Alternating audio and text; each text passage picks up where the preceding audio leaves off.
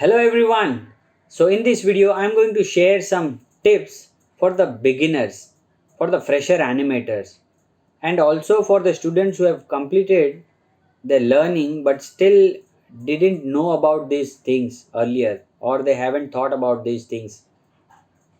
So these are the 5 tips which I'm going to give you. You should think about them. So the number 1 tip is start observing your surroundings. Start observing your surroundings. Look at things with the animator's eye and store all the information here. When you will store all the information here in the mind, what will happen is when you will get the animation, when you will get certain kind of a shot to do, and if you have a reference, if you have seen those things in real life, the real people doing those things, then you can recollect in your brain and you can act yourself, or you can recollect and animate it. So that will help. Be a good observer. Observe the surroundings, how people are acting, how people are walking, how animals are walking, everything which is moving in the real world. So that is the number 1 tip.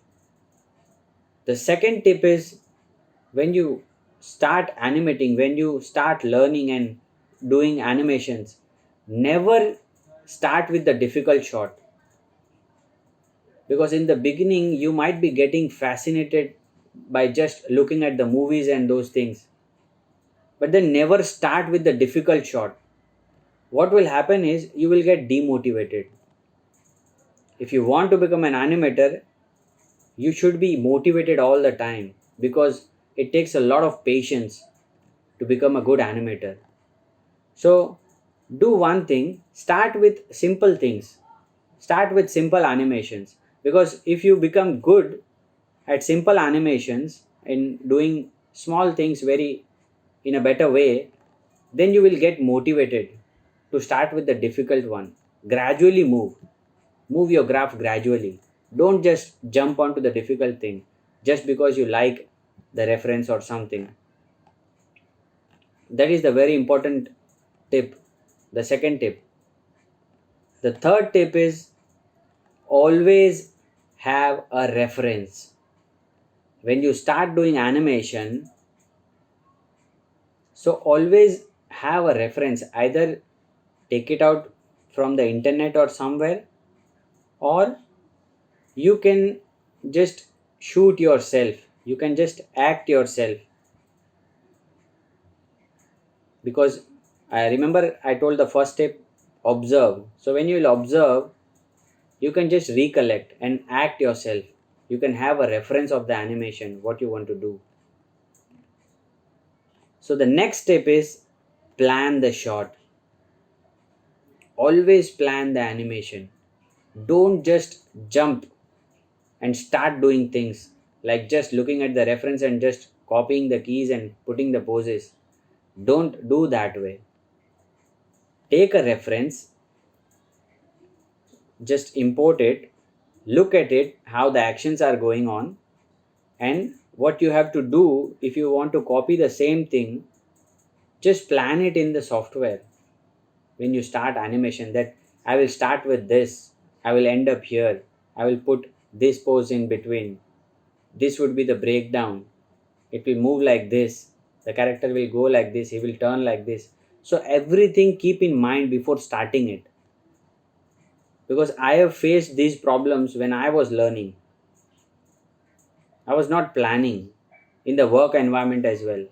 So what happens is, when you get stuck somewhere, if you don't plan, and when you get stuck somewhere, then you get stuck there, because you haven't planned it. You don't know now what to do next. So you will try doing different things at that point of time. You will not have clarity on what do you have to do. Then you will try doing things, and then you will start manipulating things. So if you try manipulating, you will get stuck. You won't like what should I do now?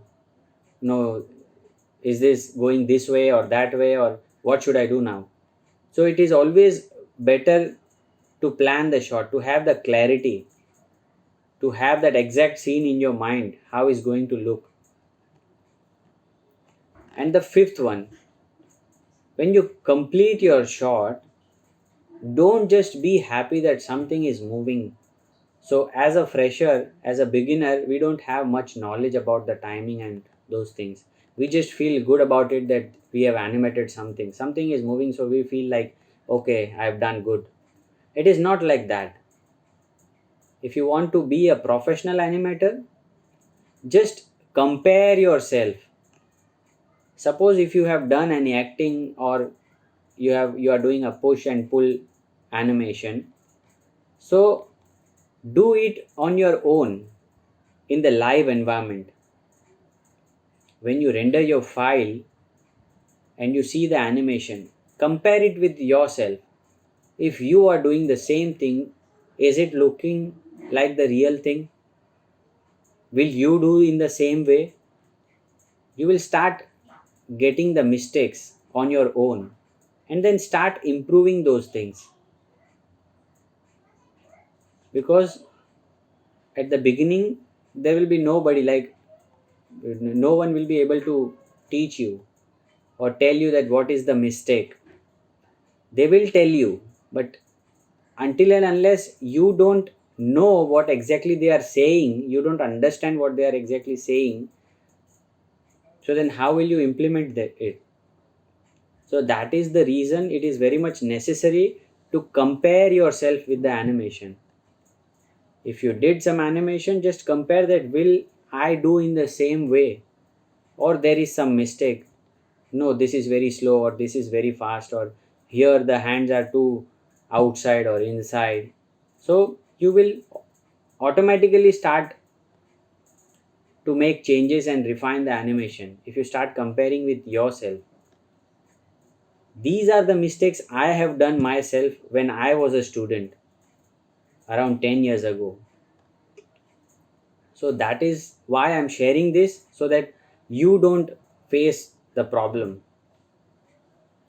So I hope that you get some value from this video and you implement these things to become a good animator. Thank you for watching. See ya.